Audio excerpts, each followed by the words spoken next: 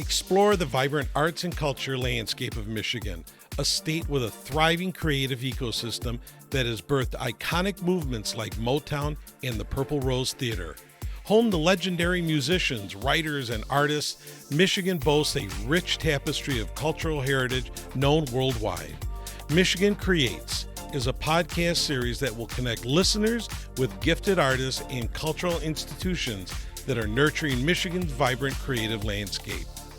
As you may know, I hold world music musicians a little bit deeper into my heart because I'm one myself. So it's always fun to talk to somebody that's doing that, that's trying to preserve music, but really take it to a different level. And that is what Xiao Dong Wei has done. As a matter of fact, her picture is behind me because we were able to perform together during the pandemic for the Kennedy Center. That was absolutely a lot of fun.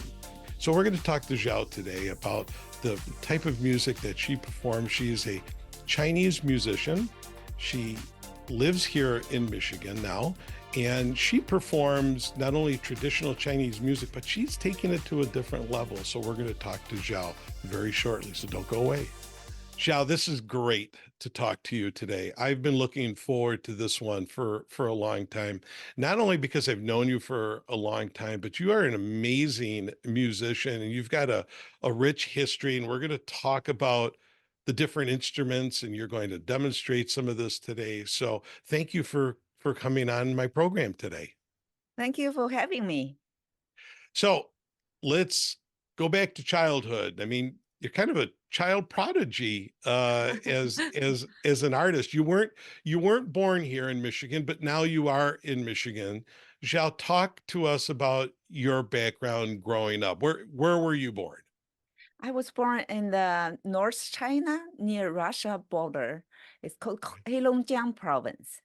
Okay. So I was born in the coal mine. My dad was um, working for the union and taking care of the music and dance troops. Right. Talk a little bit about that. I read that in your biography that your dad was doing a little bit of that. And obviously that's how you got interested in playing music. But what was your dad doing exactly? How was he doing that? So he work, he writes articles and then be the leader of the ensemble, music and ensemble, and is a part of the workers union. Okay. And so uh, he did actually. I just was going through my dad's old document because he passed away last year. Mm, So I saw his photos, like they were in the movie, all the movies they were participated, and he was like even performing, on stage. It was so funny. I see my dad doing that. But wow. anyways, he's yeah in that little town. He's a leader of that, and my dad is famous for can play multiple instruments, and that's how I get started. I guess play Okay. more than one. So was that did you have to play music or was it just a desire that you had? I mean, was it a given because your father was a famous musician that you were going to eventually become a famous musician yourself? So what happened is my dad was inspired by his coworker, one of his coworker, who does calligraphy. So he Okay. took his daughter to Beijing to meet some of those masters, and he's famous for writing, calligraphy. And then one of his coworkers said, "Why don't you do something with your daughter? Because he's taking his daughter to Beijing, Oh, that's good stuff. You're so good at what you do. Why don't you pass down, this treasure?" So I said, okay. So he was inspired by them, and he decided to try. 'Cause, I have three sisters, Okay. and one of them actually at the time was at my grandparents, far away from our home. But one older sister, I'm the third one, and my second older sister, my dad said, okay, then we'll start with her. She was 8 years old, and I Mhm. was five. At that time, still I think 5 is a little too young, I guess. So we start. So let's start with you, sister. Okay.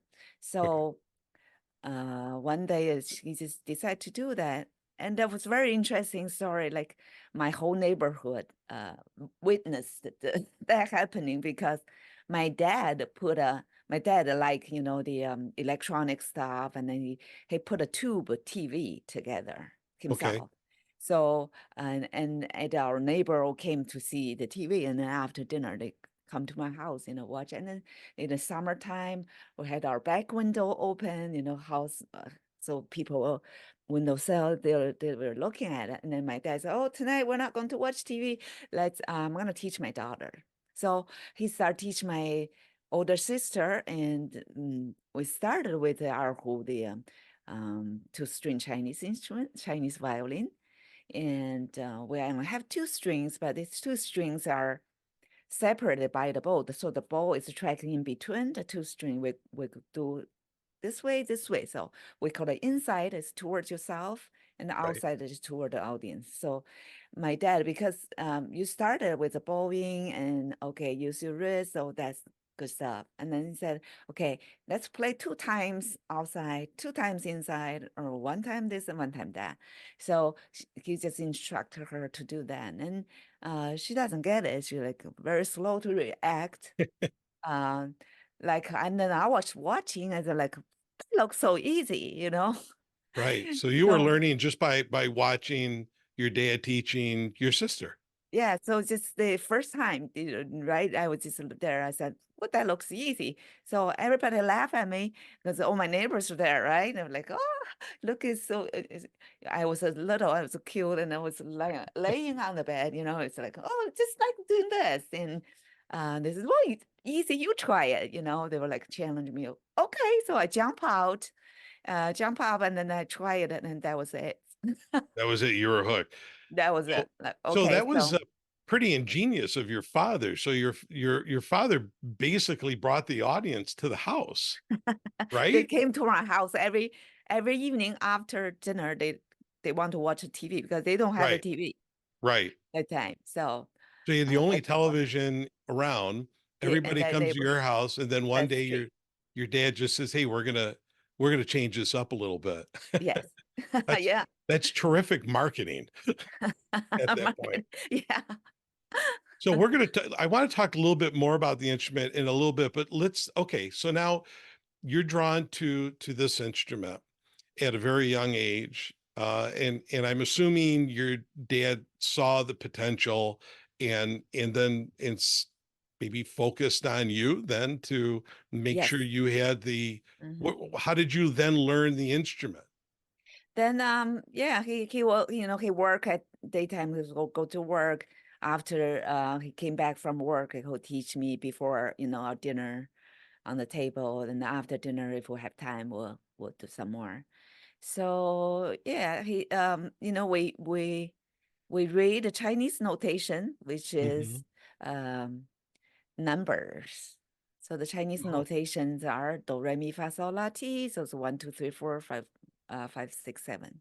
right. We use that, and then we use octave. We use dot on top of the note, 1 dot, 1 octave, 2 dot, 2 octave, stuff like that. Okay. So we start learning reading the music and then practice every day, and that's how it started. Wow. And then fast forward, I mean, did you know you always wanted to be a musician for a career? Fast forward, no, not really, but it's always kind of easy for me, and but I didn't like to practice, Oh, you so didn't? Who nope. does? Who really does? I didn't met a person. He said he loved the practice. I said, okay, you are one of the million. Yeah. Yeah. I you know I know, don't like to practice. yeah, we all started loving it, like it at least, and then we didn't like practice, for a while at least. Now I love practice. Right. So after years, change, you have the true love for it, and then you do it. So that's how I started. And then after um 5 years, when I about to graduate from the elementary school, my dad, okay, it's a time to go see the master. Let's go meet the masters, is to see if you are, you know, you should go for Yeah. professional. So when I was 10, my dad took me to Beijing and Shanghai to meet famous people. So Yeah. the masters told your father, Mhm. Xiao's got something here Yeah. and really needs to continue. So what does that mean then for you? Where did you go next? So the next year, then we prepare for the next year for the exam for the music school. Okay, So to get into that's music school. yes. Okay. So Right. my dad always had that. He's just a perfectionist, and he won the best. And he won the best for himself. He aimed really high, and he set goal for us really high, for Right. me especially. So he said, "Okay, we're going to the Central Conservatory in Beijing." Yeah. Or else, nothing else. Like, okay, maybe Shanghai, because Shanghai is really, really good. So Right. in the south is Shanghai, North Beijing. So that's our goal. And we set our goal and we went for it next year. So we You took the got it. exam and I got in next So year. would this be the equivalent of like Juilliard in New York City? You know, that That's type of what they say. Yeah. conservatory? Yeah. Okay. So you go to conservatory, you increase your knowledge and expertise in playing music. At what point did you then come to Michigan? How did that happen? So when I was graduating, uh, there is a student movement, Okay. Tiananmen Square. There's political things happening. Right. And so I'm from Heilongjiang province, like I told you, is the border cities, Hmm. border to Russia. So that year, new policy came out. It's really fade. Like just that year, right? They come out when I graduated, they come a new policy. They said all the students from the border province, they need to go back to where they came from, Oh, which okay. they never did that. And so my ID card being taken away from Beijing without me, my against my will. I want to stay in Beijing to the orchestra, even though there's two top orchestras in Beijing want me. Right.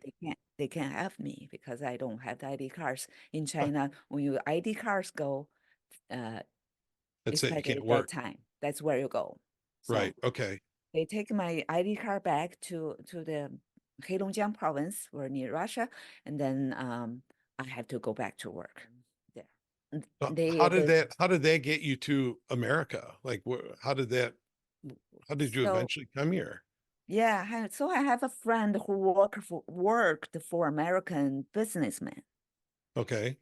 Then she's a musician from my same school, and one day she said, "You wanna come for dinner with me? My boss is paying for it. Come on, eat." Sure. Yeah. And okay, Free I eats. didn't see her for for several years. So okay, my good friend. I went, and then is American businessman. He said, "You want to come to America?" Like, okay, I got nothing to lose here. You're like, Yeah. why not? So that's how I came. Wow. So did you come right to Michigan? Did you go anywhere else first? I went actually. The first place we went is it's all the good places. Okay, I landed in Hawaii. Okay. Spent few days there because that friend has apartment there, condo, and so we landed there. And he also said, "I want to show you American, the good spots, Yeah. Hawaii paradise." So I Right. landed there, and then we went to California. I stayed in Los Angeles Hmm. for a little bit, and then later I spent some time in uh, Las Vegas. I got married. I'm married to a Michigan boy. That's what happened. Okay. And that's Brought how me you here. came here. Yeah. And So yeah, so you come to Michigan, and what was the musical climate like? I mean, I would imagine at that point you had to figure about, well, what do I do? How do yeah. I get involved in playing music, and where did you start? How did you start? When I came here, as you know, I said I because the businessman brought me here, so I was doing actually business. I was away from music for good Okay. 5 years. So I was away from music for good 5 years around, and Right. then I wasn't really happy. Yeah. Money wise is better. made a better living than being a musician, and I wasn't very happy. And every time, like when I'm driving, I feel like when I turn on the radio, I feel my eyebrow opens. I just feel happy. Ah, that was something missing. And plus, um, my then husband is a big music fan. That's why how he brought me to Michigan, because he was very into music. He Okay. really loved my playing, and he started, when once I came to Michigan, he said, "Why don't you play?" I said, "Why do I go to play?" So he started putting my flyers out, Yeah. and then we started playing in the small bars and coffee houses. So before I know it, I got called from NGA, the great NGA Detroit treasure. Right. She for the Festival of Arts in Detroit. Right. So I got to play in the festival. Then my name started going around here. And it I got just to grew play in from there. USA. Yeah. So it just grew from there. And also the same time, we sent my CD. Also Ken, my then Yeah. husband, he sent my CD to U of M, Professor Okay. Dr. Lam, and At then University of Michigan. Yep. yep, and then now I work there. I teach music ensemble, and I'm faculty in a residential college. So yeah, everything What goes. type of music are you teaching at U of M? Are you teaching traditional Chinese music? Are you teaching Let's some? call the Chinese music ensemble. So Okay. What I think is unique before we get to that, before we get to you to play some of these beautiful instruments, um, you really kind of reinvented yourself too a bit, because not only do you play traditional Chinese music, but you also develop kind of a fusion or a rock and roll kind of persona a little bit, right? Like what made you go that route as well? I mean, you're playing traditional instruments, but you're doing some of your own compositions, if I'm not mistaken, yeah, and it's kind of a pop rock and roll. What talk about that a little bit? that also I feel have the root in my heart. I just have that rock bone in me. Yeah, If I could say this. yeah, And when I was in China, see, far long time ago, when I was in China, when I was in middle school, college, I love to play piano because once we get into the music school, we start studying piano when I was 11 years old. yeah, So I practice piano a lot, sometimes more than my own instrument, because I love it. And the right. reason also I love the piano itself, also I can accompany myself singing because I love Okay, to sing. And then I had a bunch of friends who is yeah, some are like the very famous Chinese musicians, the pop in the pop series, rock and roll right, scene in China at that time.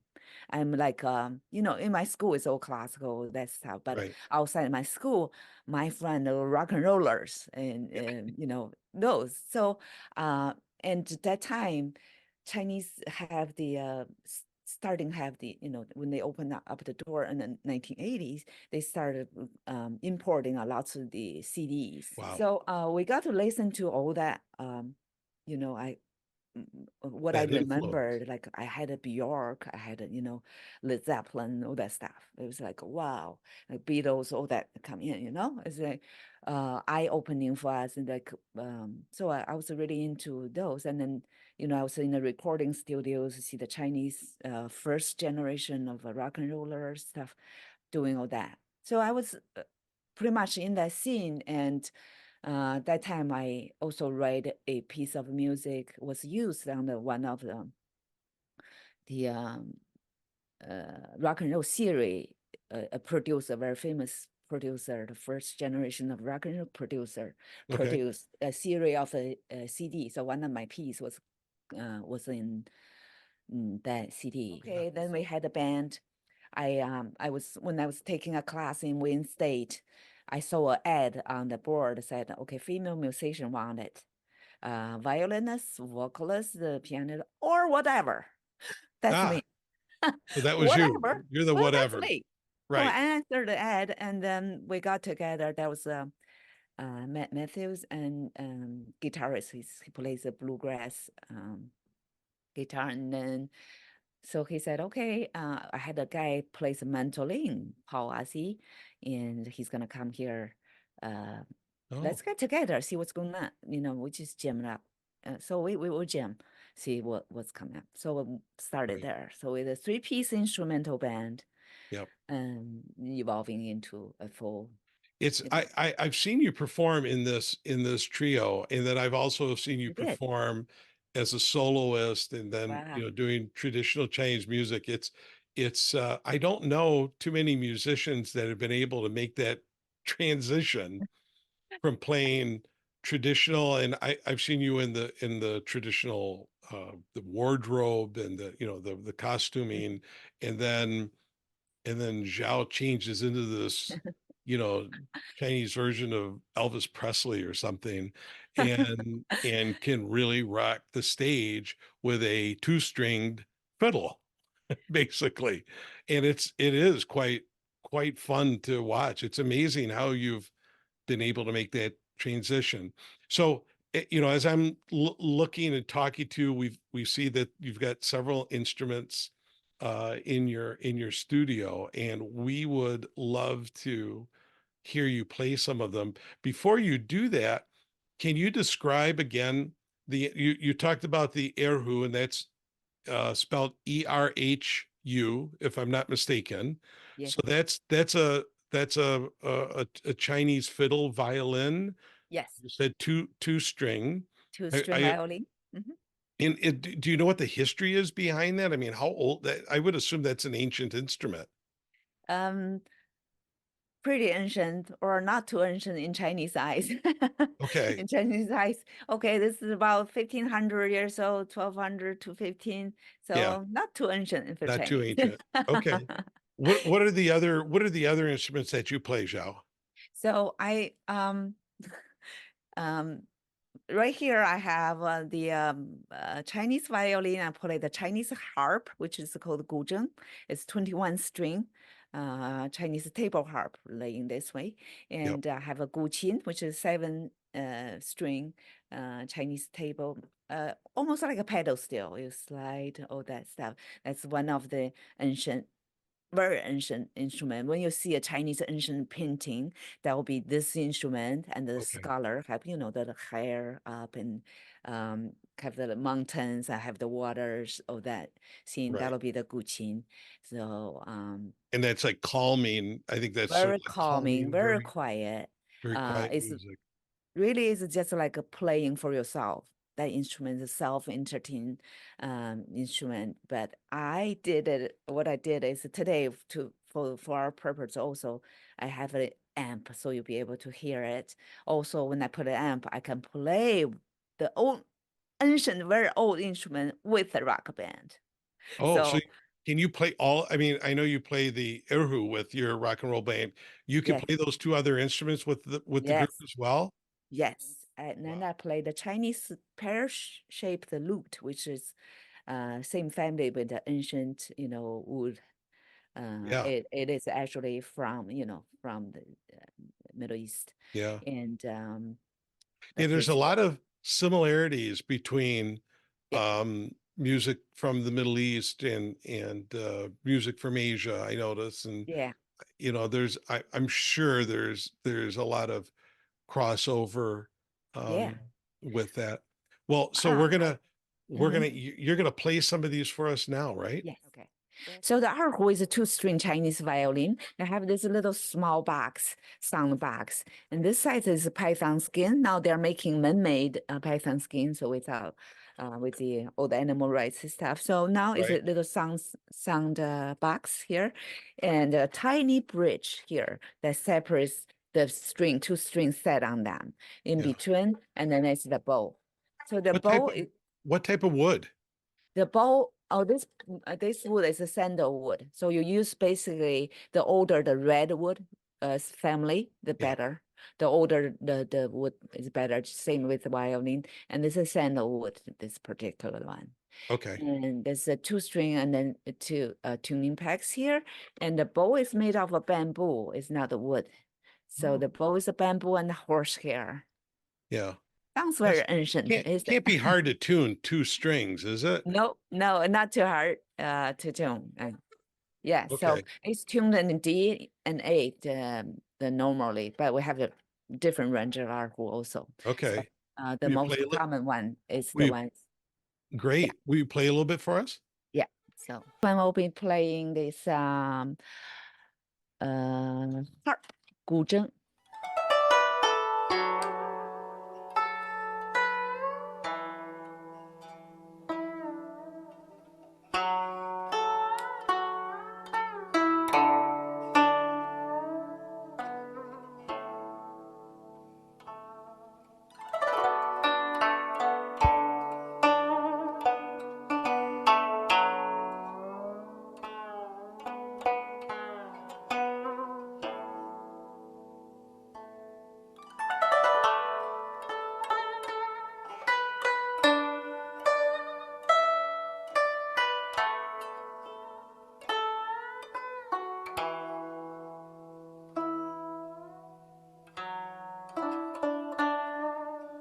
Good. Okay.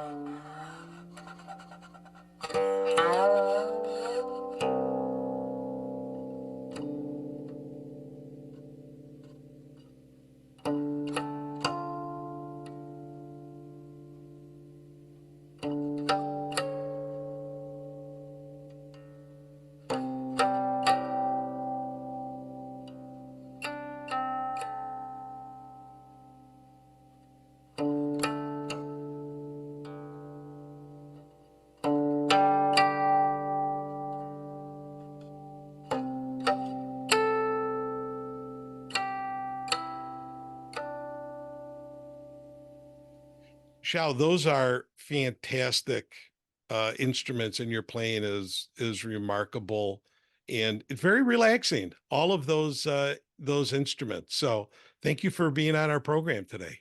Thank you. Thank you so much. And I can't wait to watch for more of you and see you play live. And so, folks, you got to watch Xiao Dong Wei. Thank you. Thank you for tuning in to Michigan Creates. For more information about our podcast series, I invite you to visit michigancreates.net.